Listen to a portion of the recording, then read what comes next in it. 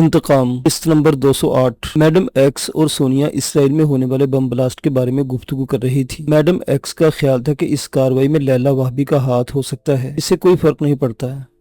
تربیت تو اس کی لیلا نے ہی کی ہے، اس لیے اس کے ہر عمل کا جواب دینا ہوگا۔ میڈم ایکس نے جوش سے کہا، ضرور لیجئے گا، اگر وہ آپ کے ہاتھ آ گئی۔ اس نے ماں کو چٹکی لی، ہم اسے ڈھونڈ نکالیں گے، وہ اتنی آسانی سے ہم سے بچ کر نہیں نکل سکتی۔ میڈم ایکس نے بھی گویا چیلنج قبول کر لیا، لیکن وہ نہیں جانتی تھی کہ بروقت خطرے سے آگاہ ہو جانے کے باعث لیلا کے ہمدردوں نے بہت تیزی سے حرکت کی تھی اور اب تک وہ اسرائیل کے حدود سے باہر نکل چکی تھی۔ موجودہ حالات میں ہم سب کو بہت زیادہ چوکنا اور محتاط رہنے کی ضرورت ہے۔ اب مجھے تمہارے کسی ایڈونچر کے متعلق کوئی اطلاع نہ ملے۔ نہ صرف اپنے فرائض پوری ذمہ داری سے ادا کرنے ہیں، بلکہ اپنے بارے میں بھی اپنی ٹیم کو باخبر رکھنا ہے، تاکہ غیر معمولی حالات میں ایک دوسرے سے رابطہ کرنے میں کوئی دشواری پیش نہ آئے۔ میڈم ایکس کے سیل فون پر کوئی پیغام آیا تھا، جسے پڑھ کر اس پر وہاں سے روانگی کی اجرت طاری ہو گئی تھی۔ اس لیے اس کی گوشمالی کا پروگرام مختصر کرتے ہوئے آخر میں محض ایک تنبیہ کی اور فوری طور پر وہاں سے روانہ ہو گئی۔ سونیا کرسی کی پشت سے ٹیک لگائے اسی اطمینان سے بیٹھی رہی۔ وہ اپنی راہ کا تعین کر چکی تھی اور ابھی سے کسی بھی قسم کے نتائج کی پرواہ نہیں تھی۔ آئیے معاذ بھائی، یہ ادھر سے دائیں طرف۔ ارتضیٰ اس کے آگے آگے چلتا ہوا اس کی رہنمائی کرتا جا رہا تھا اور وہ نہایت دلچسپی سے زیر زمین واقع ان بھول بھلیوں سے جیسے راستے کو دیکھ رہا تھا جن سے گزر کر اسے ایک اہم ترین ملاقات کے لیے لے جایا جا رہا تھا۔ راستے میں کئی جگہ ان کا مسلح پہرے داروں سے بھی سامنا ہوا، جو ارتضیٰ کی زبان سے محض ایک کوڈ ورڈ سن کر سکون سے پیچھے ہٹ جاتے تھے اور انہیں آگے جانے کا راستہ دے دیتے تھے۔ یہ بہت شاندار انتظام ہے، مجھے یقین ہے کہ محض 2-4 بار تو میں کسی کو یہ راستہ یاد نہیں ہوتا ہوگا۔ وہ واقعی متاثر تھا اور اسے یقین تھا کہ ایسے راستے سے گزر کر خفیہ ٹھکانوں پر چھپے اہم افراد تک پہنچنا ہر کس و ناقص کے بس کی بات نہیں ہو سکتی۔ آپ ٹھیک کہہ رہے ہیں۔ ارتضیٰ اس کی بات سن کر دھیرے سے ہنسا، پھر بتانے لگا، پہلی بار میں بھی خاصا الجھ گیا تھا، بلکہ کئی بار یہاں آنے کے بعد بھی کچھ سمجھ نہیں آئی تھی کہ کب کس سمت میں مڑوں گا تو اپنی منزل پر پہنچ جاؤں گا۔ پھر یہاں موجود دوستوں نے مدد کی اور ان بھول بھلیوں سے گزر کر سیدھے منزل پر پہنچنے کی تکنیک سمجھائی۔ بس کچھ اشارے اور نشانیاں ہیں جنہیں ذرا حساب کتاب سے یاد رکھنا ہوتا ہے، پھر بندہ بھٹک نہیں سکتا۔ لیکن آپ ان مسئلوں میں الجھ کر کیا کریں گے؟ آپ کو تو بس ایک ملاقات کرنا ہے، اپنا کام بتانا ہے اور بس اپنی راہ پکڑ لینی ہے۔ یہ سب تو ہم جیسوں کو یاد رکھنا ہے جو مقامی سطح پر کام کرتے ہیں۔ ارتضیٰ اس کا ایسا ساتھی تھا جس کا چین سے کوئی تعلق نہیں تھا۔ در حقیقت اپنے دوست ملک کی طرف سے کچھ باتوں کو چھپائے جانے کی وجہ سے وہ ان کی طرف سے بھی احتیاط برت رہے تھے اور کچھ ضروری معاونت کے علاوہ ان سے سب کچھ شیئر نہیں کر رہے تھے۔ دلائی لاما سے ربط ضبط بھی اس پالیسی کا ایک حصہ تھا اور اب پھر وہ ایک اہم ملاقات کے لیے ایک انتہائی خفیہ مقام پر موجود تھا۔ یہ جگہ مرکزی شہر سے بہت دور تھی اور ارتضیٰ اسے سیر کروانے کے بہانے یہاں لایا تھا۔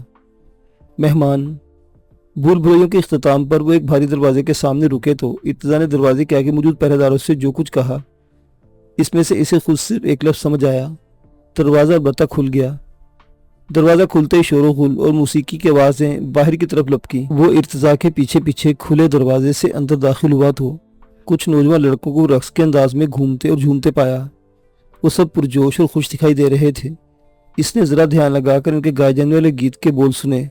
وہ کسی کی جنت کی طرف روانگی اور مجرموں کو انجام تک پہنچا دینے کا قصہ تھا، جسے بیان کرتے ہوئے عہد کیا جا رہا تھا کہ پیچھے رہ جانے والے بھی جلد اس راستے پر گامزن ہوں گے اور اپنے پیشرو کی طرح جنت کے باغوں میں حوروں کے سنگ موجود ہوں گے۔ کیا یہ کسی قسم کا جشن منا رہے ہیں؟ اس نے اندازہ قائم کرتے ہوئے ارتضیٰ سے سوال کیا، جس کے جواب میں اس نے محض گردن کو اسبات میں جنبش دی اور اس حالما کمرے کے دائیں گوشے میں موجود ایک دوسرے دروازے پر دستک دی۔ دستک کے ساتھ ہی اس نے بلند آواز میں اپنا تعارف بھی کروا دیا۔ فوراً ہی دروازہ کھل گیا اور ایک باریش نوجوان کا چہرہ دکھائی دیا۔ اس جوان نے باری باری ان دونوں سے مصافحہ کیا اور پھر اطلاع دی، ابو حمزہ ملاقات کے لیے منتظر ہیں۔ یہ نام سن کر معاذ کے جسم میں سنسنی سی پھیل گئی۔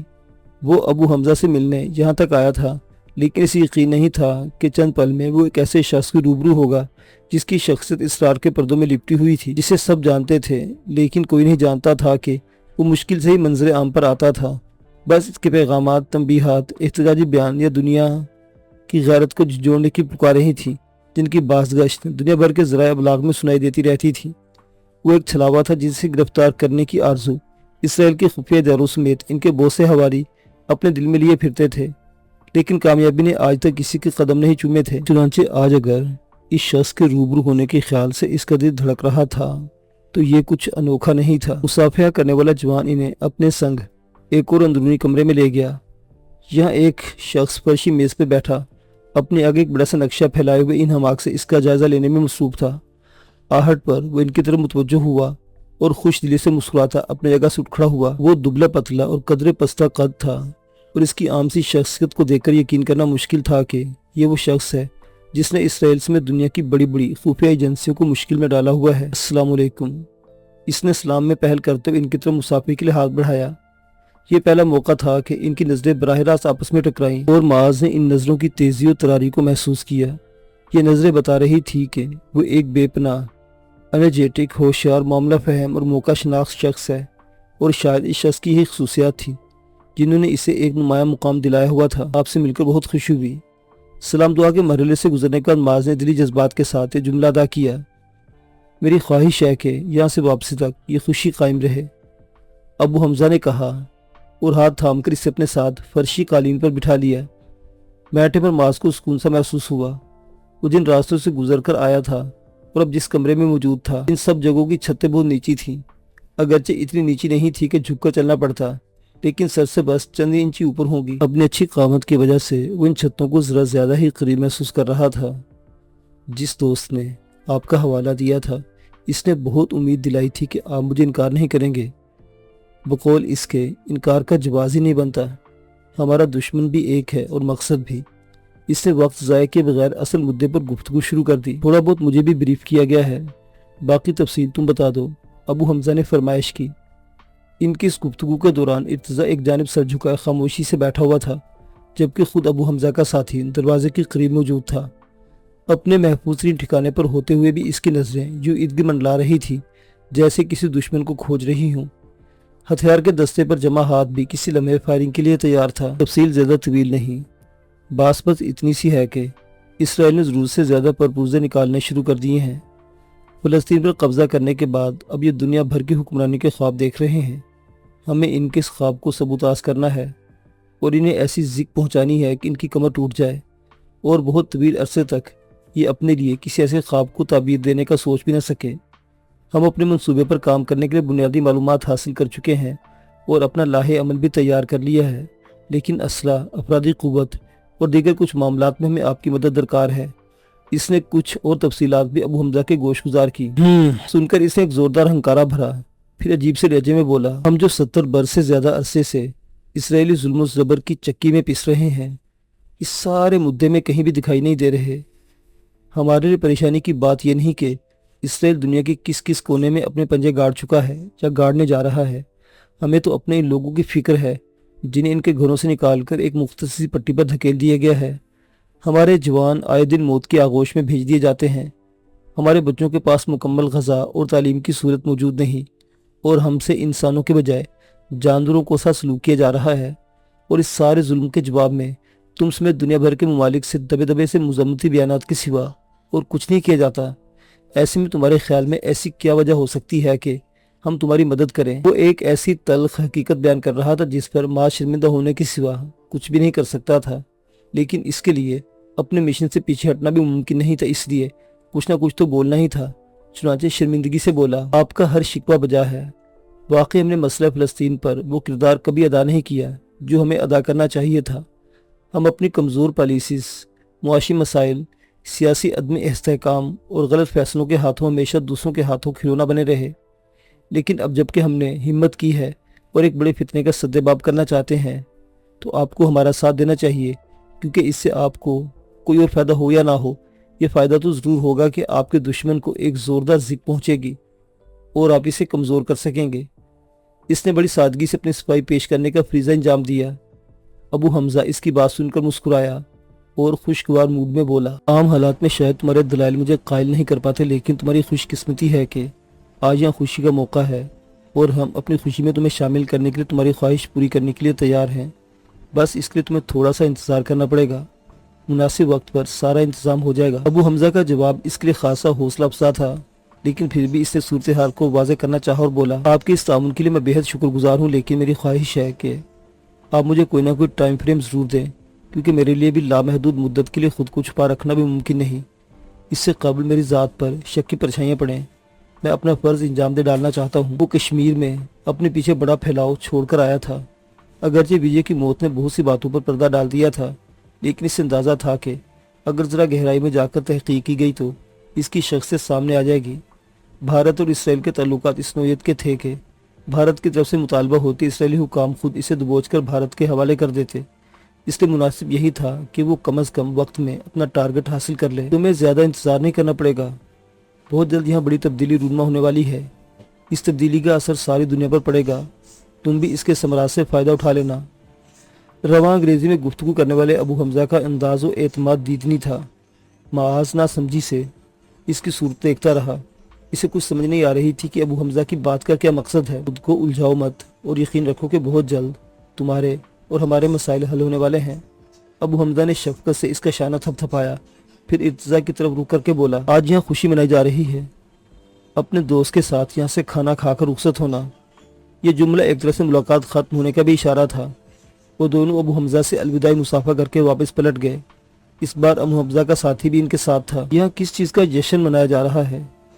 وہ جب واپس اس کمرے میں پہنچے جہاں نوجوان لڑکے گانے کے ساتھ ساتھ رقص بھی کر رہے تھے، اس نے میزبان سے پوچھا، آج ہمارا ایک مجاہد اپنے فرض کی ادائیگی میں سرخرو ہو کر جنت کی طرف گامزن ہو گیا ہے، اس کی کامیابی کا جشن منا رہے ہیں۔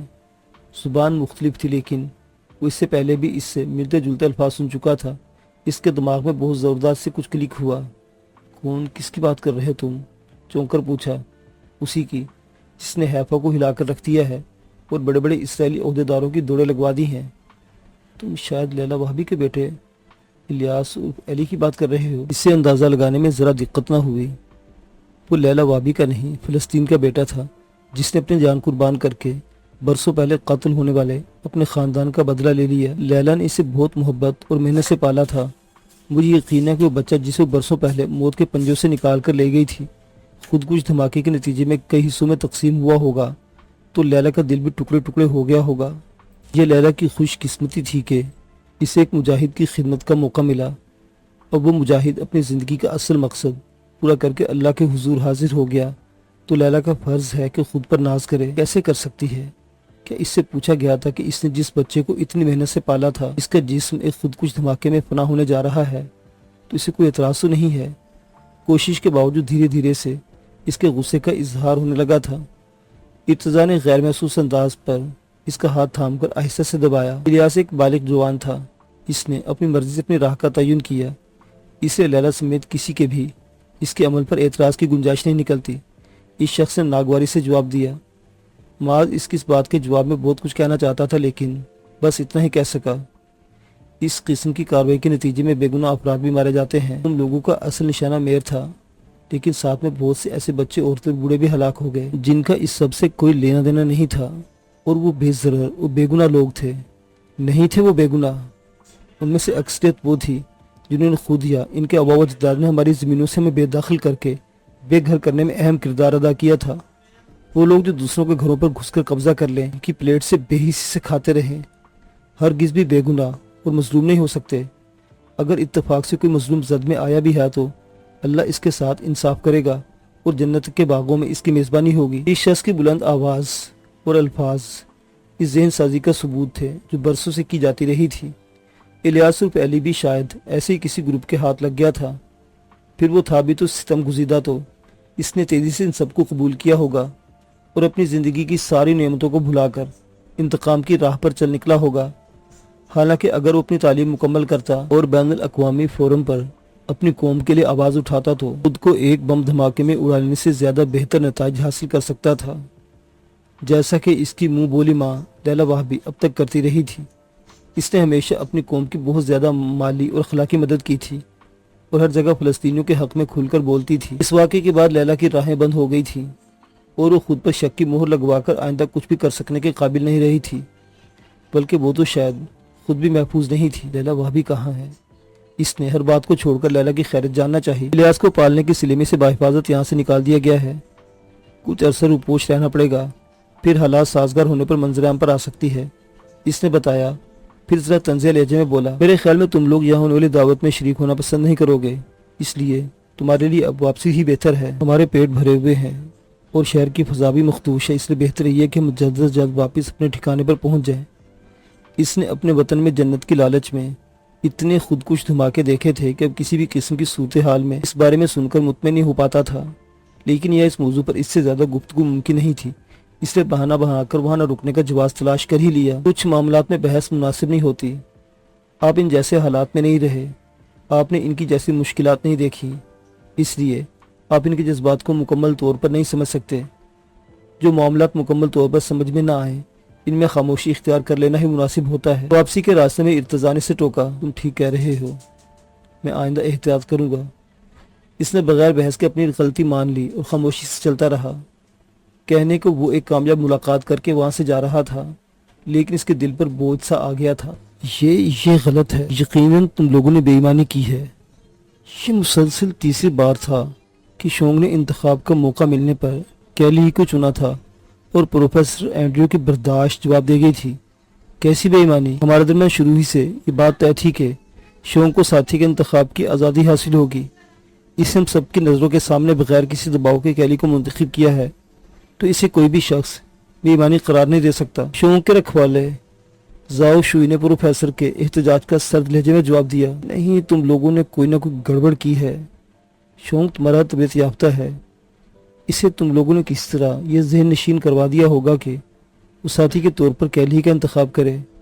تم جانتے ہو کہ کیلی تمہاری ہے، اور اگر وہ حاملہ ہو گئی تو اس سے تمہیں ہی فائدہ پہنچے گا۔ پروفیسر برا فروختہ ہو رہا تھا اور کچھ ایسی ہی کیفیت شیلی کی بھی تھی۔ ایک طرف ہر جاندار کی طرح اس کے جسم کے فطری تقاضے تھے کہ دوسری طرف عام حیوانات کے مقابلے میں ذہنی طور پر زیادہ ترقی یافتہ ہونے کی وجہ سے اس کے اندر بھی انسانوں والی وہ حس موجود تھی جو خود کو نظر انداز یا رد کیے جانے پر بے عزتی کے احساس سے دوچار کرتی ہے۔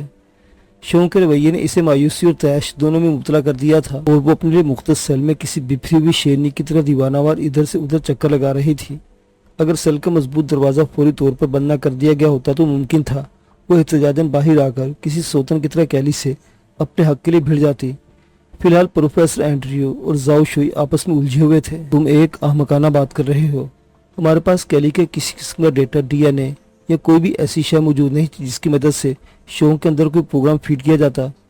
یہ صرف ایک فطری انتخاب ہے، بالکل اسی طرح جیسے انسان کرتے ہیں۔ کیا تم نہیں جانتے کہ بے شمار مرد و زن سے بھری اس دنیا میں بس کوئی دو افراد ہوتے ہیں جو ایک دوسرے کے لیے ایسے دیوانے ہو جاتے ہیں کہ انہیں ایک دوسرے کے سوا اور کوئی دکھائی نہیں دیتا۔ شونگ اور کیلی بھی اسی تجربے سے گزر رہے ہیں۔ مجھے امید ہے کہ آہستہ آہستہ اس رویے میں تبدیلی آئے گی اور شونگ شیلی کی طرف بھی توجہ دے گا۔ اگر ایسا نہیں ہوا تو ہم کیلی کو منظر سے ہٹا بھی سکتے ہیں۔ کیلی سامنے نہیں ہوگی تو لازماً فطری تقاضا شونگ کو شیلی تک لے جائے گا۔ زاؤ شوئی کا لہجہ سرد لیکن بات مدلل تھی۔ اینڈریو کو قائل ہونا پڑا، لیکن یہ حقیقت تھی کہ ایک طرف اس کی انا کو ٹھیس پہنچی تھی اور دوسری طرف اسے غم کھائے جا رہا تھا کہ شیلی جو کہ اسرائیل کے حصے میں آئی تھی شونگ کی قربت سے محروم رہ جانے کے باعث برابر بھی ثابت نہیں ہو رہی تھی۔ اس نے اب تک جتنی تحقیق و تجربات کیے تھے ان کے مزید آگے بڑھانے کا دار و مدار ان بچوں کی آمد پر تھا جو شیلی کے بطن سے جنم لیتے، لیکن یہ حالات بتا رہے تھے کہ کیلی شیلی پر سبقت لے جائے گی، اور کیلی کے سبقت لے جانے کا مطلب تھا چین کا سبقت لے جانا، جو اسے کسی طور منظور نہیں تھا۔ وہ بہت جھنجھلایا ہوا اپنی خوابگاہ میں واپس آیا، لیکن ایسے میں نیند کے مہربان ہونے کا کوئی امکان نہیں تھا۔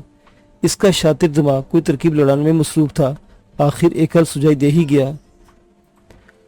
کل کیلی اور شیلی کو کھانا فراہم کرو تو کیلی کی غذا میں یہ اور شیلی کی غذا میں یہ دعا شامل کر دینا۔ اس نے اپنی ترکیب پر تیزی سے عمل درآمد کے لیے اسی وقت نگران کو طلب کر لیا۔ لیکن سر، ان دونوں کو تو ایک ساتھ کھانا فراہم کیا جاتا ہے، نگران نے یاد دلایا۔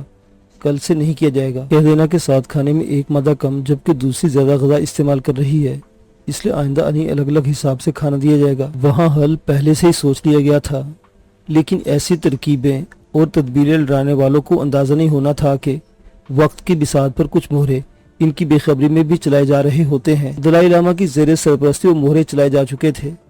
نارنجلی باس والے بھکشو دلائی لاما کی روحانی طاقت کے سائے میں پورے اسرائیل سے نکل کر اور کچھ دنیا کے دوسرے خطوں سے بھی سفر کر کے اپنے مقدسات کے تحفظ کے اکٹھے ہو چکے تھے، اور آہستہ آہستہ اینڈریو کی اس راجدھانی میں نقب لگانے کے لیے آگے بڑھتے چلے آ رہے تھے۔